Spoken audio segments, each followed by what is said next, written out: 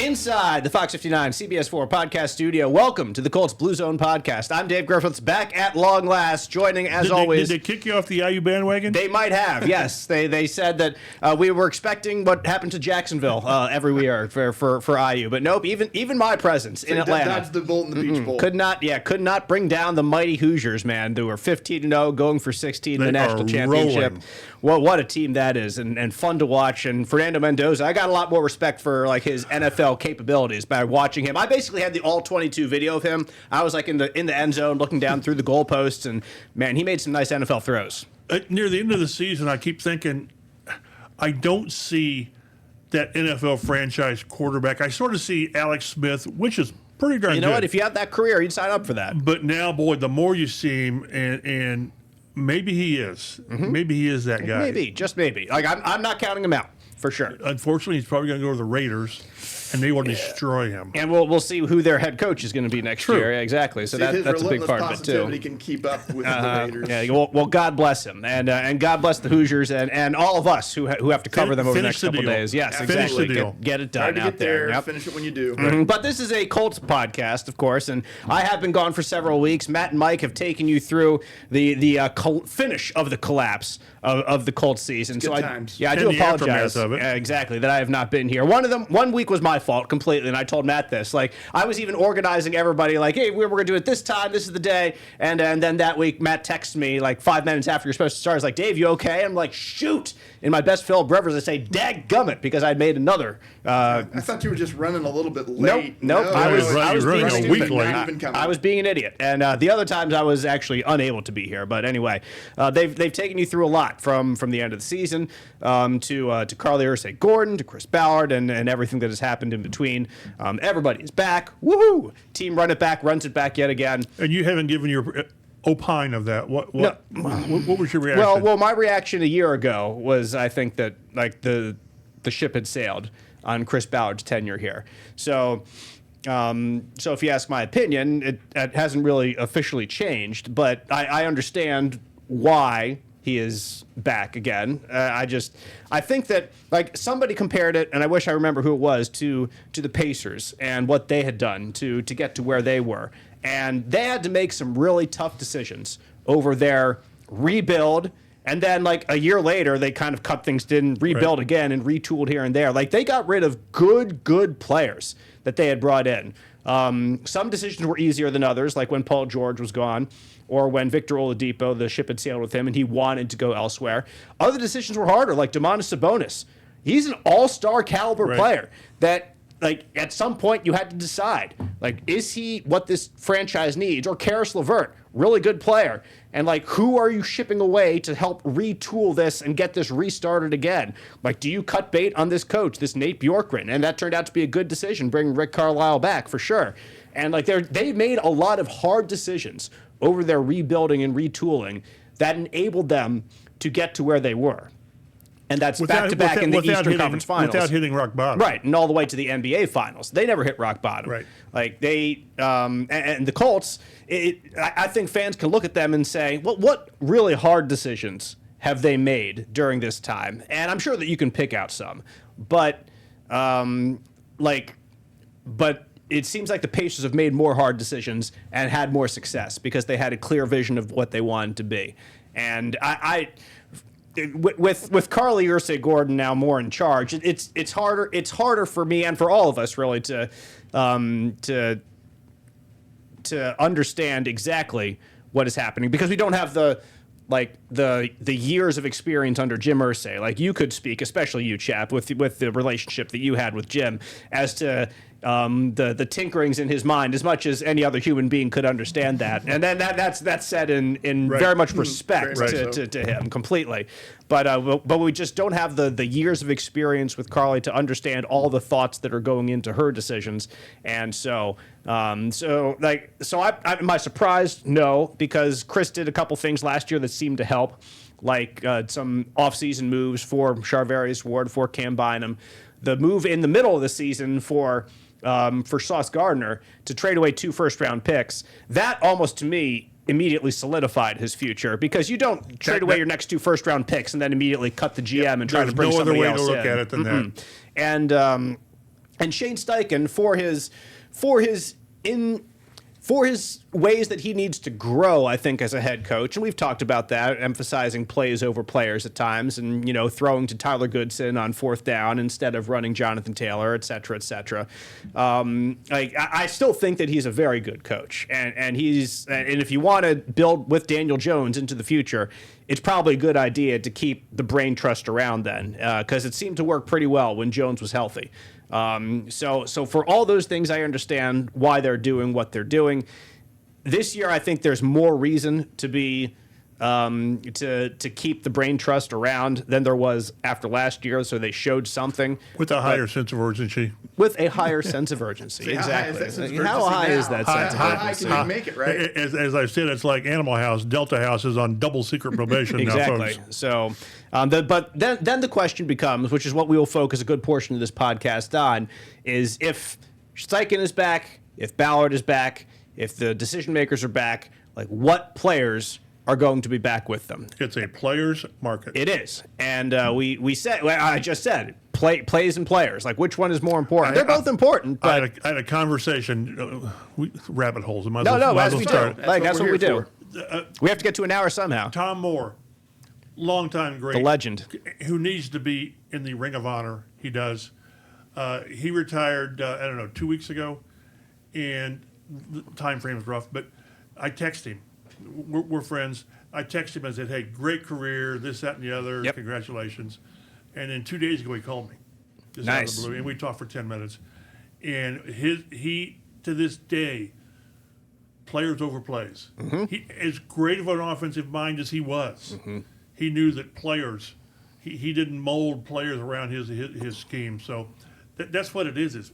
It's players, and they've got some significant decisions to make. Some big contributors who might or might not be back with this team. So let's start with free agents right now, because those are the ones that you know that you're going to have to make a decision with, and then maybe we'll get to some cap casualties type guys a little bit later on in the show. But when it comes to the starting players who are on this last Colts team, there are 6, I believe, or 7 of them who are scheduled to be free agents. And Matt and I were talking about this just a minute ago. I want to clarify this for all of our listeners in case you don't fully understand it. But the way the free agency works is these guys are all technically part of the Indianapolis Colts right now. And so the Colts could negotiate with all these guys right now at this moment and work out a contract for them to come back in the future. Daniel Jones tomorrow. Exactly. But no other team is allowed to be in direct contact with these players, so they can't. Or indirect contact. Or indirect contact. Not supposed to anyway, yes, right? exactly. With any of these players. But that's why when free agency begins, then those players are officially no longer part of the Indianapolis Colts. Other teams are technically allowed to contact them, and they can work on contracts with those other teams. So, like a guy like an Alec Pierce, for example, we'll get to him in a second, I promise. But like he can't talk to any other teams right now. But the Colts could re-sign him. They could put the franchise tag on him to officially say no one's going to talk to him. And we'll probably get to that in a bit. But we'll start with the man who is the biggest cap hit on the Colts this past year and had a pretty good contract also, the former second-round pick. Colts starting right tackle Braden Smith made $17.5 million last year. When he is healthy, has been a really important part of that Colts offensive line. Has certainly gone through a lot more than just football in his life over the past year and a half specifically, but probably stretching a little bit longer than that. Just came to a head about a year and a half ago with his struggles with OCD and stepping away from football for a time before deciding to come back for this year with a restructured contract, and then that would allow him to be a free agent. The Colts have clearly prepared Chap for his departure by continually signing some offensive linemen in the draft, or drafting some offensive linemen, I should say. Blake Freeland a couple years ago, Jalen Travis this past year, Matt Gonzalez as well, who played guard this year. For Braden Smith's future, how much of it is in his court, do you think, and how much of it do you think is in Chris Ballard and Shane Steichen's court to decide what his future is going to be with the Indianapolis Colts? 0 and 100%. Okay.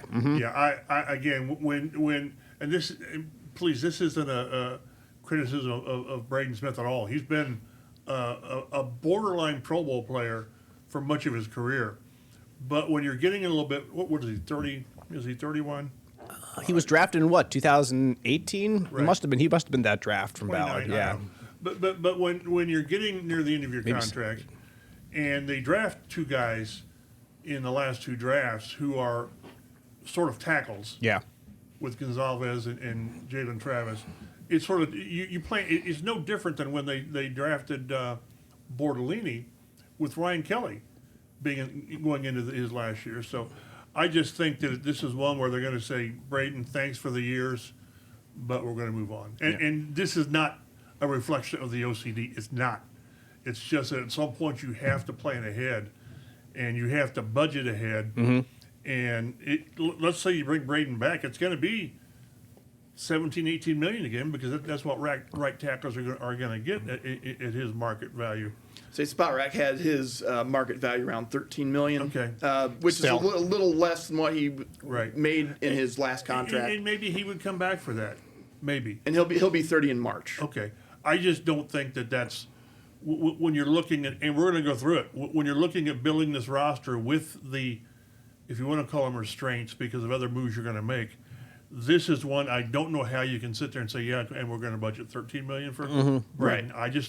You've drafted his replacement, which is what teams do. You're always looking ahead. Right. You've devoted some resources on the offensive line, and it's time to see what those resources Correct. can do. And you're going to devote your monetary resources to other players who are coming up in The key to a good roster is drafting well and having these players on 3 and 4 year contracts at less prices. For sure. And it brings us to our next cap hit from last year. Spent $14 million the Colts did on him.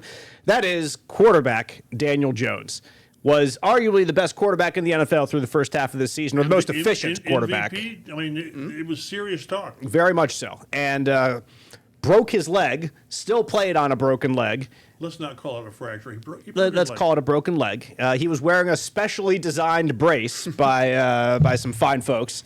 People who are at smarter Duke. than us. Exactly. All of us combined. And he just, I bet three of us. maybe all three we could together, we like might beat put our one of brain power in. Like Matt's staying silent over there. He's not fully convinced.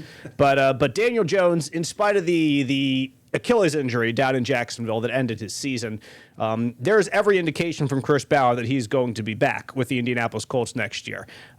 Chris kind of spoke about that in his postseason press conference about thinks he has a bright future in Indy.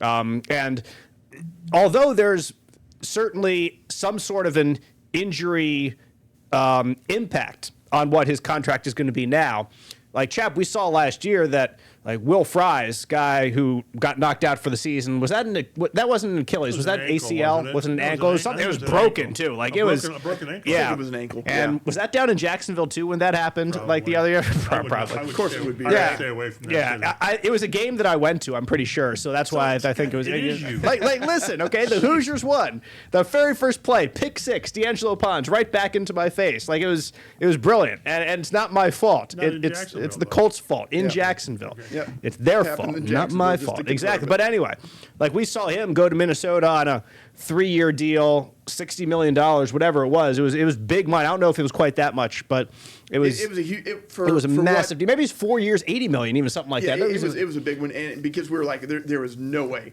Yeah. no world in which the Colts were going to pay that. No to way. keep Will Fry. Yeah, and so he was gone. Like all that to say, Daniel Jones is going to get some type of a good contract from the Indianapolis Colts, in spite of the fact that he was injured. It might not be the 5-year or 4-year deal that he would have gotten if he had stayed healthy throughout this entire season.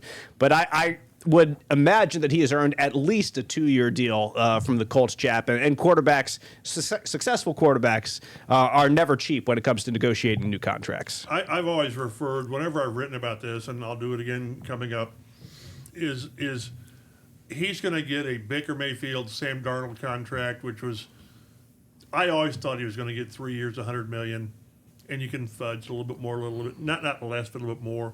In my mind, it's all going to be about guaranteed money. Yeah. I believe the franchise tag for a quarterback is $46 million. It's in that ballpark because Spot Rack's got his estimated contract for next year, like his market value, like 44 million, 44 and a half, somewhere in there. As per year? Yeah. Wow, I don't know. I think it's guaranteed, but that's why I don't really worry about the size of the contract or the years. You want 3 years or 4 years. It's the guaranteed money, and I always thought that the floor of the guaranteed money is what you guarantee with the franchise tag. Because if he franchise, he gets $46 million or whatever the number is. You're going to have to pay that anyway, right? So if we're going to do that, then give him 46 guaranteed and make the number whatever you want. Backload it and make it to where he's getting $50 million a year, but it's not real money. The $46 million is real money. I think 3 years, $100 million, and then I asked Chris Ballard about, does the injury complicate things, and he said, well, we'll take. He didn't say no. He said that's something that he's got an agent that's very easy to that you can work with, so it will impact it. Now, the only way to impact it is less guaranteed money. Right. So, but I think we're going to look at a Mayfield Darnold contract, and to me, the only number that's going to matter is the guaranteed money. No, I think that there's nothing wrong with his upper body. That's the most important part for him. He's not Anthony Richardson, who's going to be going off and taking off and doing design quarterback runs. He can run, as we saw this year, for sure. He's the New York Giants all-time single-season rushing leader by a quarterback. How about that? And we didn't see hardly any of that. He showed with the Colts he didn't have to do that. Exactly. Because they had JT. Yeah, exactly. Right. It was, I remember asking Shane Steichen about that one week, and saying hey, was that your plan all along? He's like, yeah, well, sort of. Like we thought he was good, but then we have 28 back there. He kind of turned the attention to Taylor, and justifiably while they so. were both on the field healthy. That, by the way, is I think one of the more disappointing finishes to the Colts season that I didn't get to talk about is Jonathan Taylor not getting the rushing title and just being completely ineffectual that final week of the season. Trying to nothing. It just bottled up all the time. The 7-game losing streak, he averaged 67 yards a game. Yeah. 3.3 a carry. Lots of disgusting. See how important that mobility is a quarterback. Yeah, though. exactly. Right, yes. Yeah, right. Anyway, that was just a quick non sequitur right there. But Daniel Jones will be back. yes, he will be back. He'll be the starter for the Indianapolis Colts. Who his backup is a little bit more up also, for grabs. when will he be back?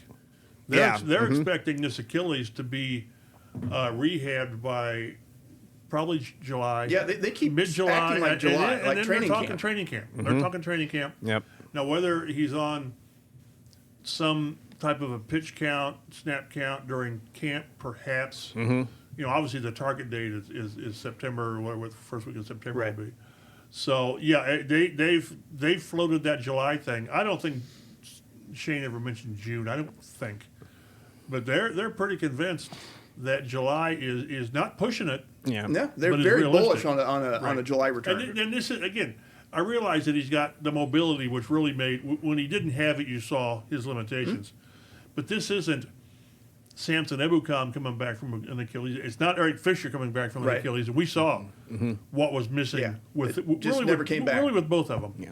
So, but no, and we talked. You may mention it briefly, but when they made the Sauce Gardner trade, they were all in on Daniel Jones, and that's what we're seeing. For me, when it comes to Daniel Jones's backup, the tea leaves are there to be read that the offseason is going to belong to Riley Leonard to be the guy, the number one ish, and be the number two for next year. And they're going to see what they can get for Anthony Richardson. They're going to have to eat his salary. They're going to trade him away. Riley Leonard's going to be the backup. The salary's not monster, is it? No. Well, it's like $10 million, something like that, isn't it? Because he is a fourth overall pick. That's got to be a cap number. I bet the only thing that he's owed is not only, but is it $5 million? I'll look it up what we're talking here, because what you're going to be trading is his base salary. Right. Because his cap number takes into account the bonus that he got. Okay. So you could be right on that. So maybe it's not that bad. It was like $5 million. Okay, you could be right about that. And anyway, that's my quick Anthony Richardson bit for today. That if he's back next year, I would be surprised by that. Chap says no. He won't be back. Chap next year. says There's no. a better chance of you playing wide receiver than there is of AR being back in any capacity. There we go. All right. Hey, Dave in the slot, man. I'm quick. They've all. He won't be back. Okay, they've all but told you, but that's how it's going to stack up. They're going to give the offseason to Riley Leonard. He's going to develop. They're going to develop him over that time, and then Daniel Jones comes back after the veteran mandatory minicamp in June, and is, knock on wood, ready to go for training camp at the end of July. Did you see enough from Riley Leonard that if Jones is a little bit slow to get back and he's going to miss a week or two, that you can go with Leonard, or is there a third guy that needs to be here? I think that would be an interesting question. That's one for Shane Steichen. Yeah. And it's one of those things. And again, we love Philip Rivers coming back. Yep. It was a great story. I love listening to the guy every week, really. But that's one of the things that bringing Philip Rivers back kind of hurts the Colts on that evaluation. And I know they've made the evaluation and stuff, but like for us as fans to see, because we really only got to see Riley Leonard extended action against Jacksonville when he was just sort of thrown into the fire in that game because of the Achilles injury. And then we got to see him play against the Texans, which he played pretty well against the Texans. He did. But if that was a good game with Right. good game prep, would he have been able to play that way over 4 weeks? And then would you be able to make that evaluation? I don't know. I would not be surprised if they got a veteran to come in, or some guy with experience, because if they really think that if Chris Ballard treats this like a go to the playoffs or bust year coming up, maybe he'd feel more comfortable with a veteran backup, because Daniel Jones has been injury prone in his career. He's finished 3 seasons on IR. Right. Yeah. And that's not what you want in the season, going into a year with your starting quarterback in a make or break year for your future if you're Chris Ballard. So how much faith do they have in their last year's 6th round draft pick in Riley Leonard? Like, he went down to the 6th round for a reason. So did Tom Brady, to be fair. But I wish people could remember. I was looking forward to seeing what your would remember that the reaction Patriots was. passed on him 5 times. They did. The They certainly Rams did. passed on Puka 4 times. Yes, they did. So And, it also could be it may be as well that having Philip Rivers in the building for those few weeks was good for Riley Leonard as well. Again, Could be. we'll know when we get to the offseason and they bring somebody out. Anyway, quarterback Chap says Daniel Jones back, Anthony Richardson gone, and after that we'll see what happens over these next couple I think they weeks. need to bring. I think what they do with that third position, which could be a backup, don't know how you want to put them in there. What they do, the strength of what they do at that position will tell us all we need to know about their true optimism on Jones being ready to go in July. Making $13 million last year for the Indianapolis Colts in his 5th year out of Michigan, defensive end Kwity Paye. Paye came in as a first-round pick when the Colts knew they needed some defensive end help, but over the past couple years, his progress in terms of being a pass rusher has not been evident. We'll put it that way, to be as nice as possible, because I like Kwity. He's a good player. Reliable defensive end. Good against the run. Colts were one of the best teams in the NFL against the run this year. Paye's a part of that. But if you're looking at the deficiencies of this team, getting after the quarterback is one of those deficiencies. And the player or the positions that need to be the best at rectifying that situation are the 2 bookends. Your other one is Laiatu Latu. He's not going anywhere right now. He's going to be the starter next year. You've invested your resources in him as a first-round pick, as the first defensive player taken in the 2024 draft. He's going to be at one of those ends.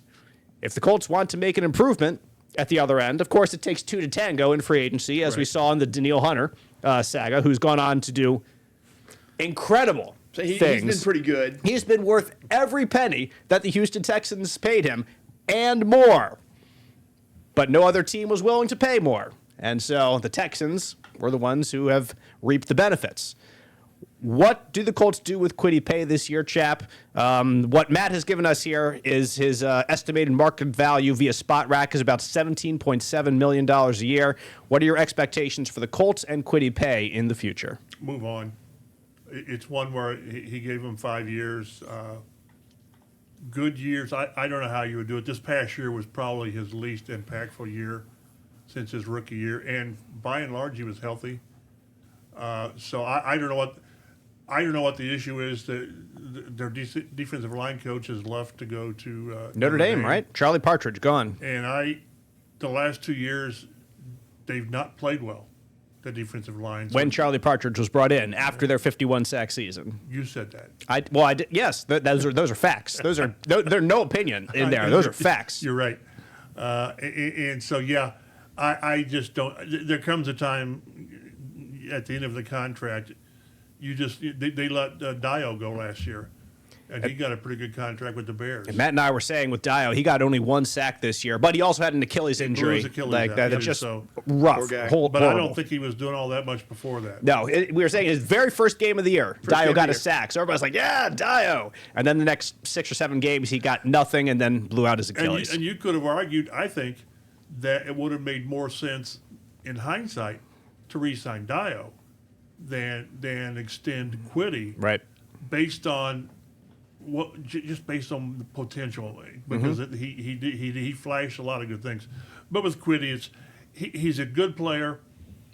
We always compared him to Jabal Sherrod. This year he wasn't Jabal Sherrod.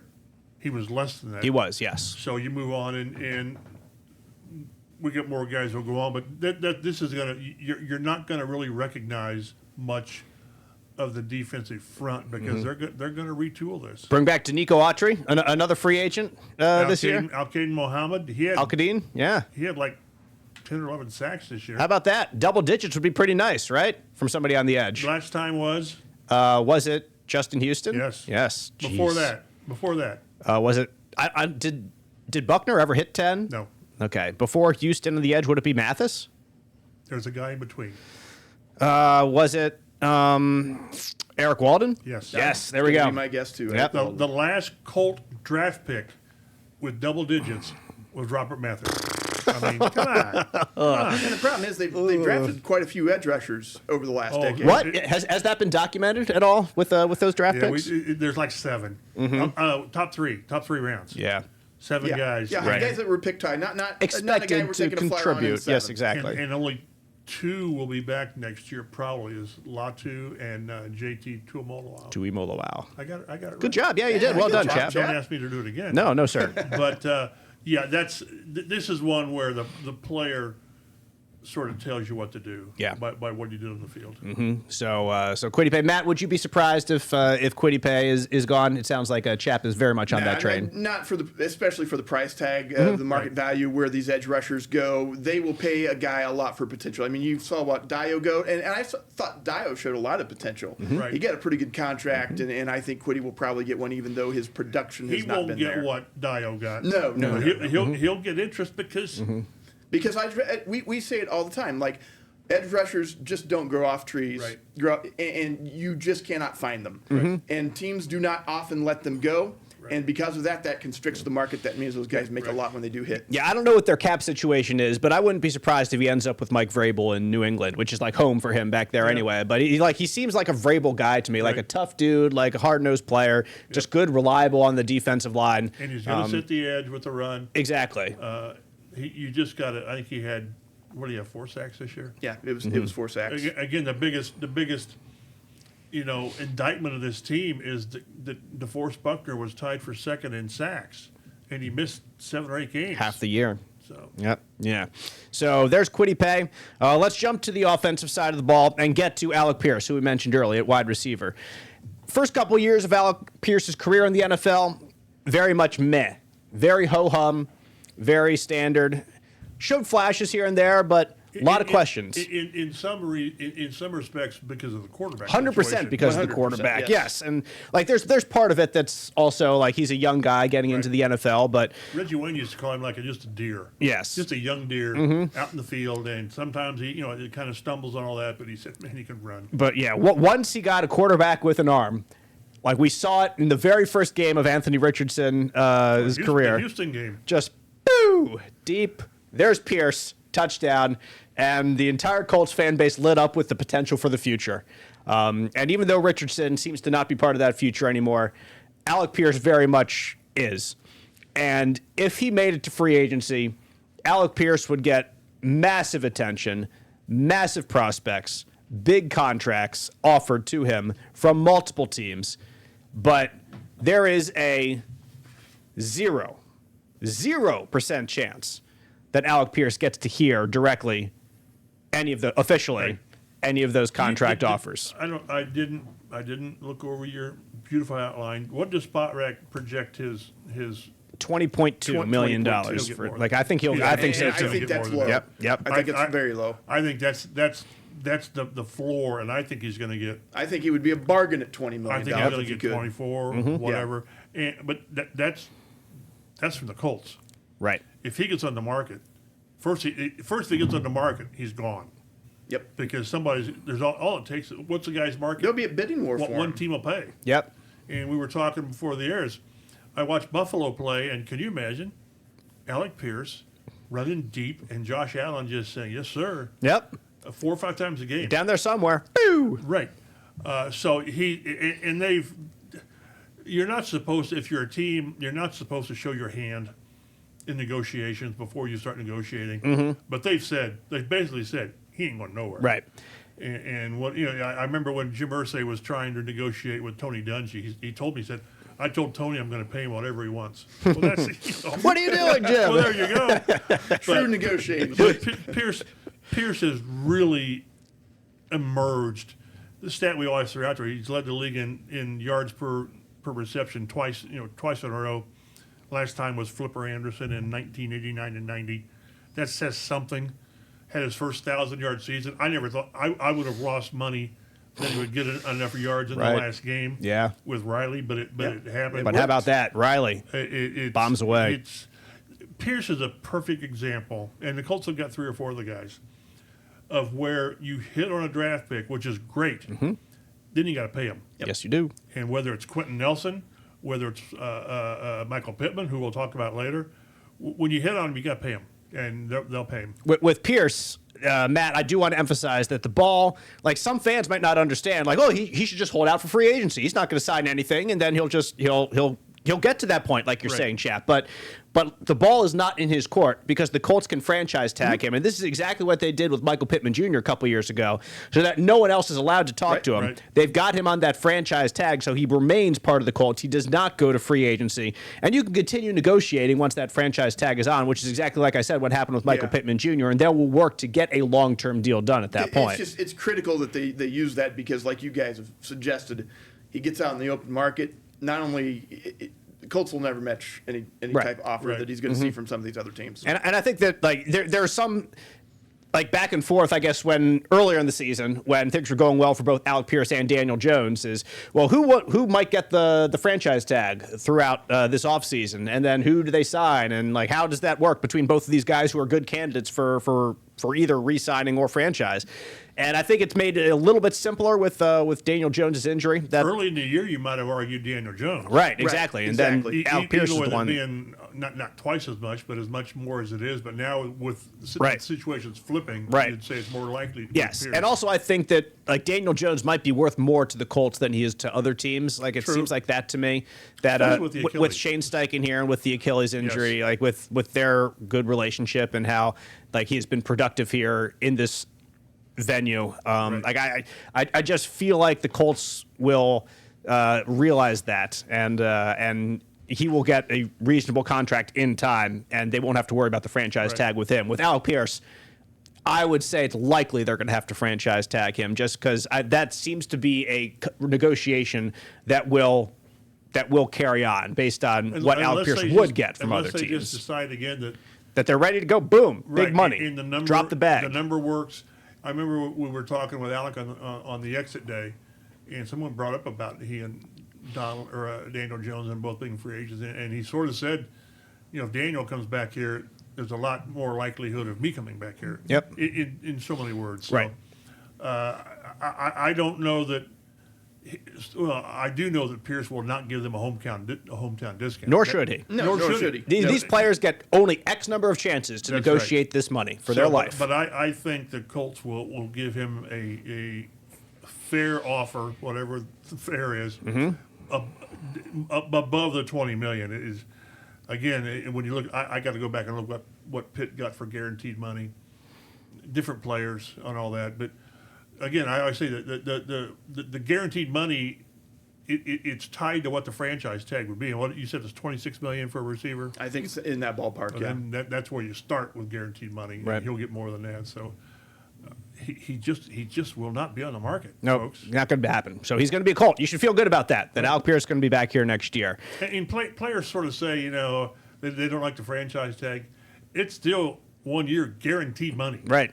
So Pretty big money. There is the consolation of not being able to go out on the market is you get a pretty good 1 year contract. Yep. There, and then you immediately get the chance to go back next year, unless they franchise you again, which teams really don't do. Then it's like 120% of the franchise tag. So then you're getting into the 30s, and then you're getting Right. That seems to be a little expensive at that point. So that's much less likely to happen. Let's go back to the defensive side of the ball. Jermaine Pratt signed in the middle of this season, made $1.5 million or so when he came over to the Colts from the Raiders after starting for the Raiders for several games in this year. Came in and was a very effective player, I think, in Lou Anarumo's defense. I think it depends on the number, but he would have a lot of reason to want to stay here because he's had success with Lou Anarumo before. Right. Again, because he was with Lou in Cincy, and he was fine. He had an interception in coverage in the end zone. Let's go. So was that linebackers in coverage? Was it the Houston game? Oh, I remember the Houston game. It all blurs together. Right, but yeah. So, this is the kind of guy you bring back, and they won't get him for a veteran minimum. You'll have to give him something, but he's the kind of guy that, while we're all expecting, I'm expecting a clean out of the linebackers room. He's a guy I would bring back. That's a wink, wink, nudge, nudge to perhaps something we'll mention in just a little bit. Yeah, exactly. We'll get to that. The final starter who will become a free agent after this year is Nick Cross at safety. $1.26 million that he made last year in the final year of his rookie contract. Cross had a pretty darn good year as a safety. You never loved. Personally, I don't love to see my safeties as the leading tacklers on the team. That just means that the guys are leaking into the secondary too much. But he's also playing closer to the line. The only difference on him is a lot of his are up close. It's not, sometimes the Jets one time had, like Millen or somebody had like 200 tackles. Yeah. Deep. Yes, those are bad. Good for you, bad for us. His are a little bit different than what you're saying, but you're right. And I'm glad you made that point because it is kind of the other side of the coin with Nick Cross's game. Turned out to be a pretty effective guy. Good blitzer. Good blitzer. Yeah, I think he seems to fit with Lou Anarumo's defense, and Lou's going to be back next year, assuming he doesn't take a head coaching job, though he has been mentioned in a couple of head coaching interviews. I expect him to be back next year, but it's certainly not guaranteed in the NFL. You never know for sure. Like when we thought a couple years ago that Matt Eberflus was going to be the first Colts coordinator out the door, and then boom, Eagles pick up Nick Sirianni. So you never know who falls in love with your guy across the league and what relationships people have with other teams or other owners or GMs across the league. So we'll leave the door open, but at the same time, Nick Cross would make sense to bring back here for the right price. Of course, everything's always for the right price. This is more so for the right price as it impacts the Colts. He may want more. Who was it?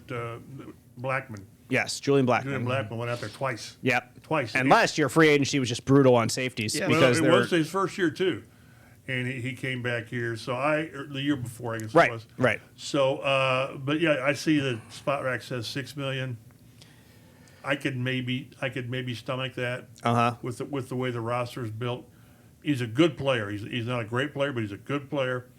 And one thing I always caution people on is it's easy to get rid of these guys. It is. Yeah. Then replace them. Right.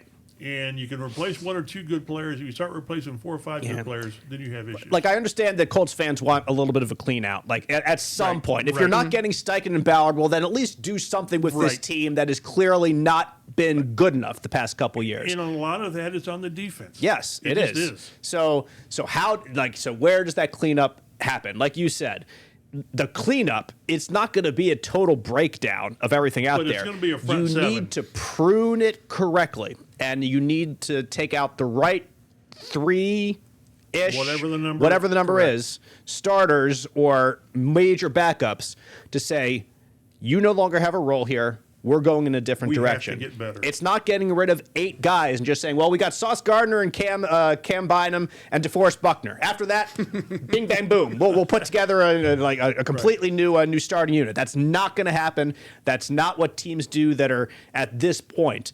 in their building process toward being a playoff / Super Bowl contending team. So want to go in with at least that expectation there that's not going to happen, but there will be some changes. We'll get to maybe a little bit of those in a bit. So let's go to the backups. We'll run these down quickly.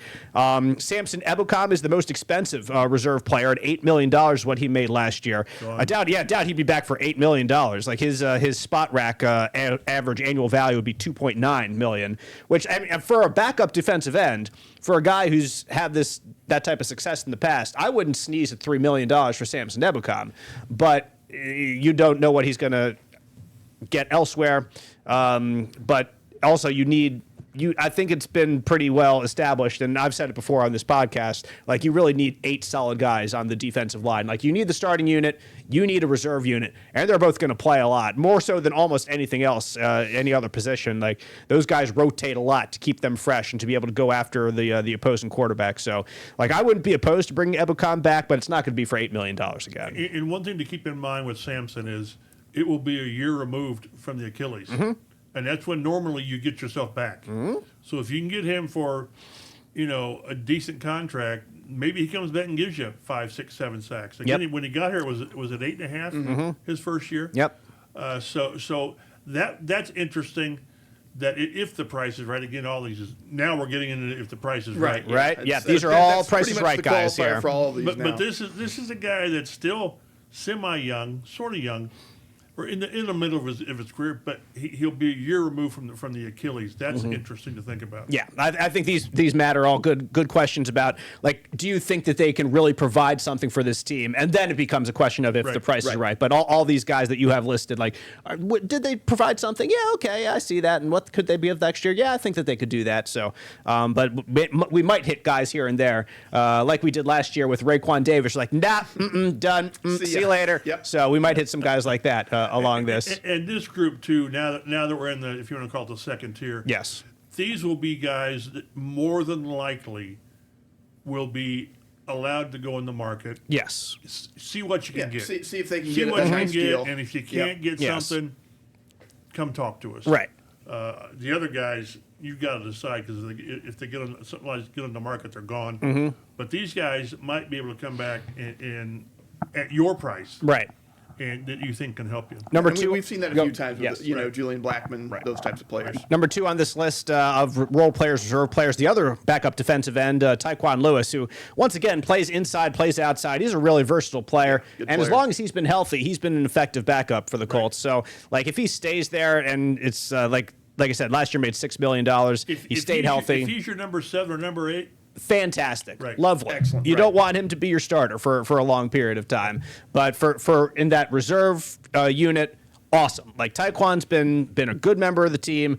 He came out like he was a good soldier with the Oregon Duck costume, the Ohio State thing with DeForest Buckner. Exactly. That was fantastic. Like he has a good sense of humor. Like Tyquan is a good guy in the locker room that is friends with a lot of people. You're getting to a lot of these guys that are good guys in the locker room. Exactly. Well, the next one, like as much as the Colts fans have tried to get rid of him, Mo Alley-Cox keeps coming back for more. $2.2 million last year. If he's $2.2 million, like immediately, bing, bam, boom, sign him up. Like if it's $3 million, like that is chump change for a guy who is an important cog to this offense. If you want to be a run the ball offense, as a guy, as a tight end who comes in those running situations, who can catch the ball if called upon from time to time, of course.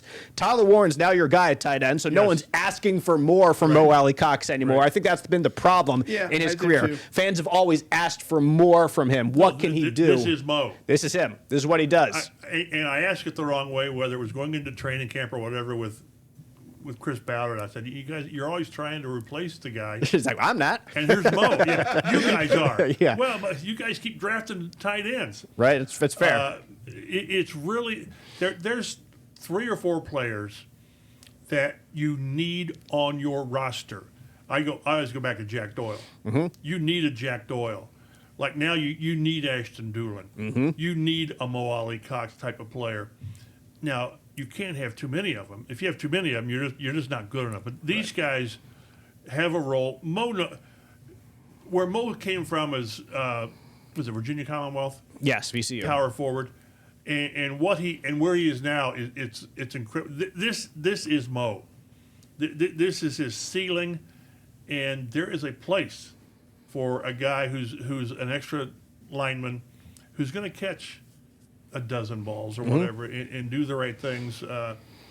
This is another guy that I wouldn't be surprised if Mo's back just because of what we talked about. Bring back Mo. And Bring I think back Mo. Jack Doyle would be the first one on that train. I think one of his kids had a Mo Alley Cox jersey at last year's funny. camp, right? That That was was funny. great. I loved it. It was fantastic. But after him, you get Danny Pinter, Chirp Chirp, Neville Gallimore. Kind of a Ball State player. Exactly. Tyler Goodson at running back, linebacker Shagu Olubi, tight end Drew Ogletree, safety Rodney Thomas. All these guys are, if the price is right, guys. Like you look at all those. Maybe some of them you want to get Exactly. better Like than. maybe you try to get more explosive at running back, and like Tyler Goodson's not it. Like defensive tackle, got- there's going to be some work on the defensive line, as we've said. So maybe you try to get someone else besides Gallimore, or try to give more responsibility to Adetamowa Adebare, who had a pretty good year this had a year. good year. Yeah, exactly. So I guess I didn't think Gallimore was a free agent. I thought Matt they put him signed- on the list. I thought they signed a 2-year deal. Okay. He Well, if was he's on back- the spot rack list. if he's so- back for another year, Okay, I well, think then, he was. so I trust Spot right. Okay, he was like I thought he was acceptable 'Cause I this year. raised an eyebrow at that too because I didn't think they just signed him for. But one again, year. I think we touched on the reasons that they could bring those guys back. They might not. Like none of those guys stand out to me as like, oh, you have to resign Drew Ogletree. He's just this young stud that is just waiting to blossom. Nah, yeah, one year deal. There you go. Okay, All right. okay. Yeah, Rodney Thomas started as a rookie out of Yale, 7th round pick. Lost But it, yeah, trying since then, twice. like exactly, there was a reason that he's not starting anymore. Right. He got a role on special teams and is now what he is. Like he's a special teams guy. He's role player, fallen into his role. fills in every once in a while. Yeah, fantastic. Like so keep the expectations for what guys are instead of what maybe they were forced into at a time they really weren't completely ready for it. The rest of players, Savon Ahmed, who got injured in preseason camp at running back as well. Jacob Phillips at linebacker, cornerback Cameron Mitchell, DJ Montgomery wide receiver, defensive tackle Eric Johnson, left tackle Luke Tenuta, and kicker Blake Groupie. All those guys, like guys that we'll see again, and Groupie at the end. Some of these guys were actually contributors. Yeah. Cameron Mitchell didn't expect him to play as much as he did. He had to play he a had lot to down the stretch, right? Exactly. Yeah. Well, he had to play because they wouldn't play Jalen Jones. Well, that's true. Luke Tenuta, they needed him. Yeah, that became a offensive line. thing, didn't it? Oh, Over these it last was couple of weeks, very it was much a thing. Yes, that So Jalen Jones was not the playing. first thing I checked on player snaps after games were like, how many Jalen get? 5, 4, and Mitchell's out there for 45. Yeah. There's something there. Yes, there is. Whether it was an injury that they don't think he came back from, I don't know. But Lou We haven't gotten the full wasn't story of that wasn't one. a big fan of Jalen Jones. No, he was not. And we've seen that in the past where coordinators, or at least Zaire Franklin has spoken that he was not a big fan of Matt Eberflus during his time here. So that happens between players and coaches. It does.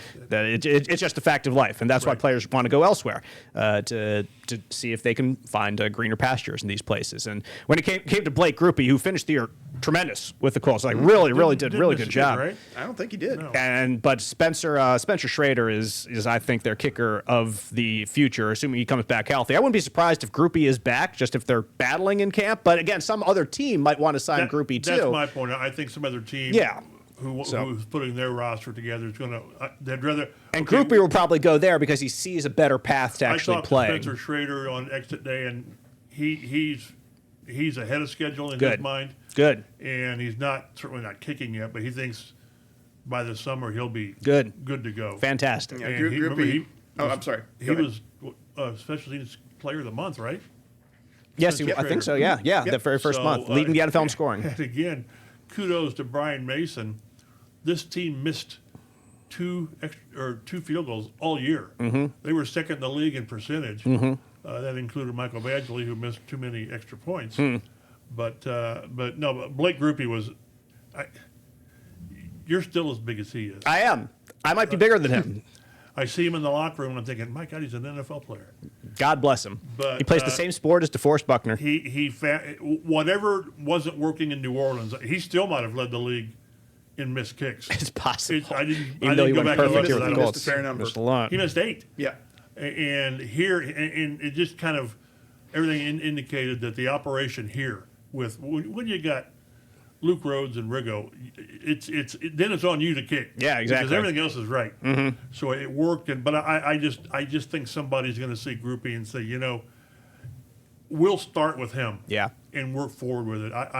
And if not, he'll be back in training camp, no question. They hit all 11 of his field goals, and I think all 10 of his extra points. Nice. Perfect. They were With the longest 31 of 33, I think, in field goals as a team. Perhaps some of the biggest questions Colts will have to answer as we wrap up this podcast over the next couple minutes that we'll touch on are some players who are under contract that might see the cutting room floor before this free agency begins. Decisions. These are the toughest decisions that Chris Ballard, et cetera, are going to have to make because they're the ones that are making some big money, and you have to ask yourself, are they worth it?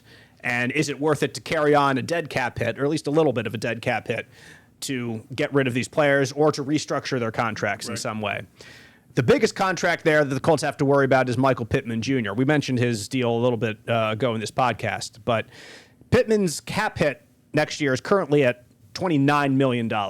That's a big cap hit, especially when you're trying to sign Alec Pierce as well. It's not a big number for a number one receiver. No, it's not. But where do you rank him among number one receivers? Right. 15, And what kind of production 16, are you 20? getting? Right. If the Colts decide to cut Michael Pittman Jr., they would save $24 million in cap space and carry a $5 million dead cap hit, which is small in terms of dead cap numbers. And Pittman, from listening to some of the writers who talked to him after the Houston game, was pretty upfront about his situation right now. That and he knows it. He knows that this is a certain possibility.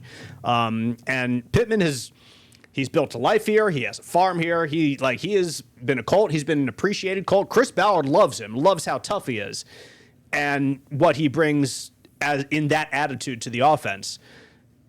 But business trumps affection and trumps personal relationship, especially when Chris Ballard is called upon to say that the stakes have never been higher. So I think this is one of the more intriguing decisions of the Colts offseason. If they rework his contract just to make it different, or if the time has come for the two to part ways. If you rework the contract, that probably means he's here in 2027. You sort of give him, however you do it, you give him like the years don't matter. Right. It's what the real money is. You give him real money this year and real money in 27 as far as the guaranteed. You're spreading it out. Right. And as you've talked, you really would like a better number one. You just would. Mm-hmm. But if you're going to cut Pitt, knowing next year that the offense is going to carry this team, again, whether it works or not, I don't know. I don't know what the odds are on everything working because it all depends on Daniel Jones. When Jones was out there, Pitt was pretty effective. He had a career high in touchdowns. Mm-hmm. So was it 7? Yep. Mm-hmm. He was on pace for not quite 1,000 yards, which with this group that was pretty good. Yep. So if you're going to get rid of Pitt, it's easy to say, okay, thanks for the memories and adios. We'll try to get someone else. Then you better have in your mind who someone else is. Right. Because you don't want to sink money into Jones. You don't want to sink money into Pierce and then say, Pierce, you're going to have a heavier load as a 1. Because that's not what Pierce is. And then you're diminishing Pierce's value as what he does. So I would try to work something out with Pitt to where it's this year and next year. And then if it doesn't work this year, then next year you'll take the cap hit, which wouldn't be, it'd probably be $10 million. I don't know what it would be. Because again, unless you in your mind know that you can go out and get X to replace Pitt, you better have somebody in mind before you do something like that. That's all I'm saying. Especially with this guy. That just seems to make a lot of sense. That you spread his contract over 2 years. Like you give him some more money. He's There's a not little a bad guaranteed player. money. No, not at all. Like very much the opposite of that. He's a good player. Right. And the problem is when after Jones went down the last 7 games, they just didn't. He wasn't effective. Right. Yeah, he wasn't alone in that, but yeah, he wasn't effective. Tyler Warren disappeared too. Yep. So this is again. I said how Cross is kind of an interesting one. Pitt might be the most interesting guy on what you do with him. It makes more sense to me to keep him and spread out the numbers. And I know you and you're right. You want better. You want more dynamic, if that's the right word.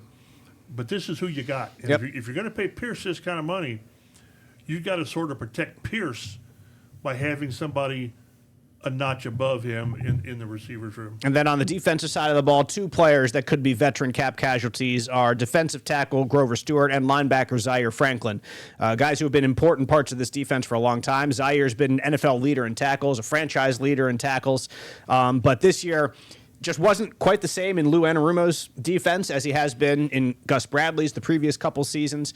And Grover is part of the Colts defensive line that was one of the best against the run again. But again, it's at least some money that if you want to cut and go elsewhere, it comes back to what you're always saying, Chap, throughout this podcast is like, who are you going to go after next? But his backup is not on the right. No, I don't think it's on the roster right now. Yeah, do you start Audibare in there with DeForest Buckner? I don't think so. Like, I think that he kind of feels that he's behind Buckner. Like, I don't think he's the defensive tackle, the nose tackle, the run stuffer that you want. And we've gotten 15 minutes into this, and you finally mentioned DeForest Buckner. Yeah. We don't know for sure he's coming back.